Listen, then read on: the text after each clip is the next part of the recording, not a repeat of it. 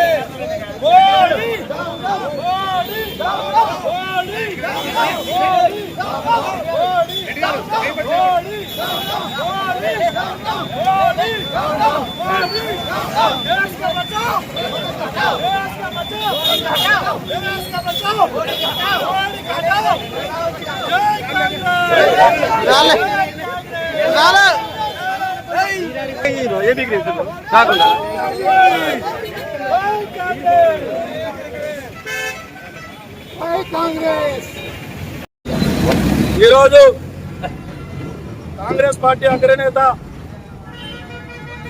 Parliament ప్రతిపక్ష నేత అయినటువంటి భావి ప్రధాని మా రాహుల్ గాంధీ గారిని అక్రమ అరెస్టు చేసి ఈరోజు బీజేపీ పార్టీ చేసినటువంటి తప్పుని పర్టికులర్ గా కనిపెడుతుంది దేశవ్యాప్తంగా.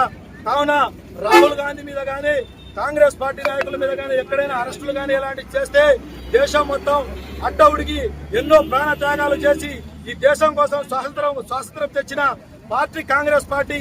ఈనాడు దేశంలో నడుస్తున్నటువంటి ప్రజా వ్యతిరేక పరిపాలన ఈ చోర్ మోడీ మా ఓట్లని దొంగతనం చేసి గెలిచి ఇవాళ పిఎం సీట్లో కూర్చొని ఇవాళ మా రాహుల్ గాంధీ ప్రతిపక్ష నేతని చూడకుండా కూడా రాహుల్ గాంధీ గారిని ఇవాళ అరెస్ట్ చేయడం, మా ఎంపీ అయినటువంటి ప్రియాంక గాంధీని కూడా అరెస్ట్ చేయడం, అదేవిధంగా ఇండియా కూటమిలో సంబంధించిన ఎంపీలను కూడా అరెస్ట్ చేయడం ఇది చాలా దుర్మార్గమైన పని. బీజేపీ వాళ్ళు చేస్తున్న కుట్రలను కాంగ్రెస్ పార్టీ కానీ కాంగ్రెస్ పార్టీ నాయకులు ఏనాడు కూడా భయపడం.